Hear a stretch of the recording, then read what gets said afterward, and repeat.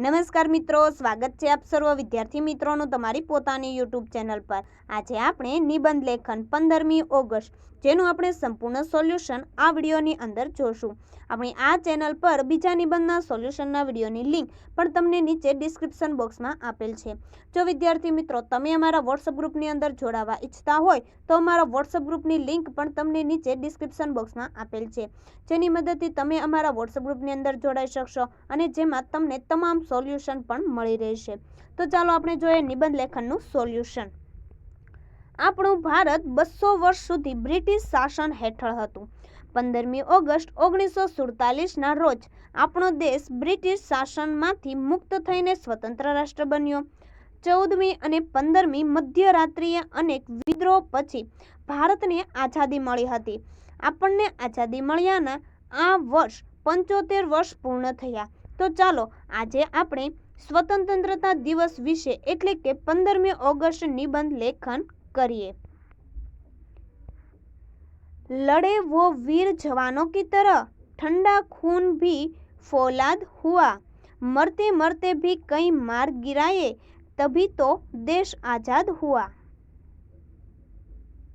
15મી ઓગસ્ટના દિવસને ભારત દેશના સ્વતંત્રતા દિવસ તરીકે ઉજવવામાં આવે છે। ભારતના મુખ્ય 3 રાષ્ટ્રીય તહેવારો છે। 15મી ઓગસ્ટ એટલે કે સ્વતંત્રતા દિવસ, 26મી જાન્યુઆરી ગણતંત્ર દિવસ તરીકે અને 2 ઓક્ટોબરના દિવસે એટલે ગાંધી જયંતિ। ભારતમાં લગભગ 200 વર્ષ સુધી અંગ્રેજોનું શાસન હતું। આપણો દેશ 15મી ઓગસ્ટ 1947ના દિવસે અંગ્રેજોની ગુલામીમાંથી આઝાદ થયો હતો। આ ખુશીમાં આપણે આઝાદીનો તહેવાર ધામધૂમથી ઉજવીએ છીએ। 15મી ઓગસ્ટની ઉજવણી। તો સ્વતંત્રતા દિવસની ઉજવણી સમગ્ર ભારત દેશમાં ખૂબ જ ધામધૂમથી કરવામાં આવે છે। આ દિવસે સરકારી કાર્યાલયોમાં જાહેર રજા રાખવામાં આવે છે। સ્થાનિક સ્વરાજ્યની સંસ્થાઓ તેમજ શાળાઓ અને કોલેજોમાં સ્વતંત્રતા દિવસની ભવ્ય ઉજવણી કરવામાં આવે છે। દેશભક્તિના ગીતો અને દેશભક્તિના નારાઓથી આખો દેશ ગુંજી ઉઠે છે। સમગ્ર દેશ રોશનીથી ઝળહળી ઉઠે છે। ટીવી અને રેડિયો પર આખો દિવસ દેશભક્તિના કાર્યક્રમો પ્રકાશિત કરવામાં આવે છે। દેશની આઝાદી માટે શહીદ થયેલા જવાનોને શ્રદ્ધાંજલિ આપવામાં આવે છે। સ્વતંત્રતા દિવસના મુખ્ય સમારંભની ઉજવણી નવી દિલ્હીમાં કરવામાં આવે છે। આપણા દેશના વડાપ્રધાન લાલ કિલ્લા પર રાષ્ટ્રધ્વજ ફરકાવે છે, રાષ્ટ્રગીતનું ગાન કરવામાં આવે છે તેમજ દેશની જનતાને પ્રજાજોગ સંદેશ પાઠવે છે। વડાપ્રધાન દેશની આઝાદી માટે પોતાનું કુરબાની આપનાર વીર શહીદોને શ્રદ્ધાંજલિ આપે છે। રમતગમત, વિજ્ઞાન અને સાહિત્ય ક્ષેત્રે મેળવેલ સિદ્ધિઓ અંગે માહિતી આપે છે। આ પ્રસંગે તેઓ સરકારના દેશના વિકાસના કાર્યોની સમીક્ષા પણ કરે છે। સુરક્ષા દળો દ્વારા પરેડનું આયોજન કરવામાં આવે છે। ભારતની સુરક્ષા માટે સતત કાર્યરત એવા ભૂમિદળ, હવાઈ દળ અને નૌકાદળ સાથે મળીને તેમની શક્તિને પ્રદર્શિત કરે છે। દરેક રાજ્યના મુખ્યમંત્રીઓ દ્વારા આવી જ રીતે રાજ્યના રાજધાની સ્થળે ધ્વજવંદન કરવામાં આવે છે। આપણા ગુજરાતમાં દર વખત અલગ અલગ જિલ્લાઓમાં ક્રમાનુસાર રાજ્ય કક્ષાનો 15મી ઓગસ્ટનો કાર્યક્રમ રાખવામાં આવે છે, જેમાં રાજ્યના મુખ્યમંત્રીના વરદ હસ્તે ધ્વજવંદન કાર્યક્રમ યોજવામાં આવે છે। ત્યાંના લશ્કરી અને અર્ધલશ્કરી દળો દ્વારા પરેડ કરવામાં આવે છે તેમજ વિવિધ સાંસ્કૃતિક કાર્યક્રમોનું આયોજન કરવામાં આવે છે। દરેક શાળા અને કોલેજોમાં સ્વતંત્રતા દિવસની ઉજવણી કરવામાં આવે છે।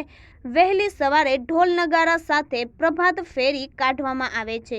પ્રભાત ફેરીમાં દેશભક્તિના નારા અને દેશભક્તિ ગીતોથી વાતાવરણ ગુંજી ઉઠે છે। ત્યારબાદ રાષ્ટ્રધ્વજ ફરકાવવામાં આવે છે। ધ્વજવંદન વિધિ બાદ વિવિધ નાટકો, નૃત્યો અને સાંસ્કૃતિક કાર્યક્રમો રજૂ કરીને દેશભક્તિનો સંદેશ દેશના દરેક નાગરિક સુધી પહોંચાડવાનો પ્રયાસ કરવામાં આવે છે। ઐતિહાસિક દ્રષ્ટિએ મહત્વ તો ઈસવીસન 1757 થી અંગ્રેજોએ ભારત દેશના શાસનમાં પગ પેસારો કર્યો હતો. ત્યારથી લઈને 1947 સુધી લગભગ 200 વર્ષ સુધી ભારત દેશ અંગ્રેજ શાસનનો ગુલામ રહ્યો. 200 વર્ષમાં બ્રિટિશરોએ ભારતની અજબો રૂપિયાની સંપત્તિ લૂંટી લીધી હતી. તેઓ દેશના લોકોના ભોગે સામ્રાજ્યનો વિસ્તાર કરી રહ્યા હતા. વળી સૈન્ય, ઉદ્યોગ, ધંધા દરેક ક્ષેત્રમાં ઉચ્ચ પદો પર બ્રિટિશરોને જ રાખવામાં આવતા હતા. ભારતીય કર્મચારીઓને બઢતી અને વેતનમાં પણ અન્યાય કરવામાં આવતો હતો.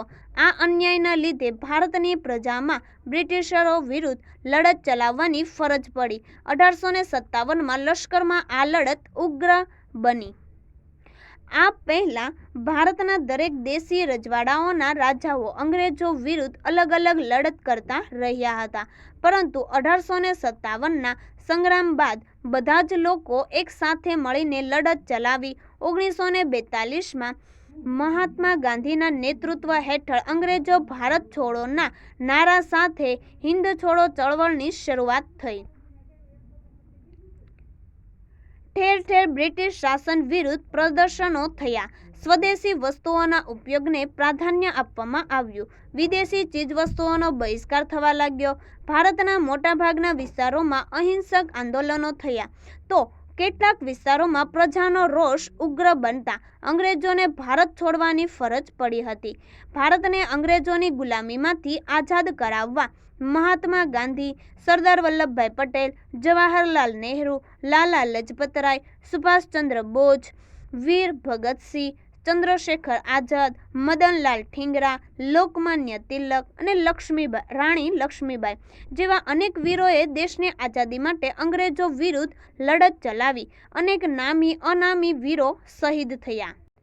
આઝાદીની લડતના દેશના દરેક વિસ્તારના અને દરેક કોમના લોકો એક થઈને અંગ્રેજો વિરુદ્ધ લડત ચલાવી હતી. દેશની સેવા માટે તેમણે પોતાના જીવનની પરવા કર્યા વગર પ્રયાસો કર્યા છે. અનેક વીરો શહીદ થયા અને અનેક લોકો અંગ્રેજોના દમન અને અત્યાચારનો ભોગ પણ બન્યા. અંતે દેશના દેશભક્તો આગળ અંગ્રેજ સરકારને ઝૂકવું પડ્યું અને ભારત છોડીને ચાલ્યા ગયા. આઝાદીની લડત સમયે શહીદ થનાર વીરોના બલિદાનને યાદ કરીએ ત્યારે તેમના બલિદાનને ઉજાગર કરતું અને શ્રદ્ધાંજલિ આપતું રાષ્ટ્રીય શાયર ઝવેરચંદ મેઘાણીનું દેશભક્તિ ગીત ગાય આવી જાય. રક્ત ટપકતી સો ઝોળી સમરાંગણથી આવે, કેસર વર્ણી સમર સેવિકા કોમલ સેજ બિછાવે, ઘાયલ મરતા મરતા રે માતની આઝાદી ગાવે.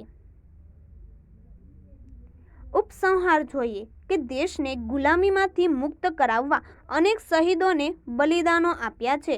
અનેક વીર જવાનોએ પોતાના જીવનની પરવા કર્યા વગર આઝાદી માટે જીવન સમર્પિત કર્યું છે. ત્યારે આપણને આઝાદી મળી છે. આઝાદ ભારતના નાગરિક તરીકે દેશની એકતા અને અખંડિતતા જળવાઈ રહે એ આપણી ફરજ છે. દેશમાં રહેલા દરેક નાગરિકોએ દેશની રક્ષા માટે પોતાના જીવનના જોખમો સરહદ પર આપણી સુરક્ષા માટે ફરજ બજાવવા જવાનોનું સન્માન કરવું જોઈએ. દેશને આઝાદી અપાવવા પોતાના બલિદાન આપનાર વીર જવાનોને આપણે ક્યારેય ના ભૂલી શકીએ. वतन वालों वतन ना बेच देना, ये धरती ये चमन ना बेच देना, शहीदों ने जान दी है वतन के वास्ते, शहीदों के कफन ना बेच देना। तो आ विडियोनी लिंक तमे तमारा मित्रों अने दोस्तों ने जरूरथी शेर करजो। फरी मळीशुं आपणे बीजा निबंधना सोल्यूशनना विडियो साथे।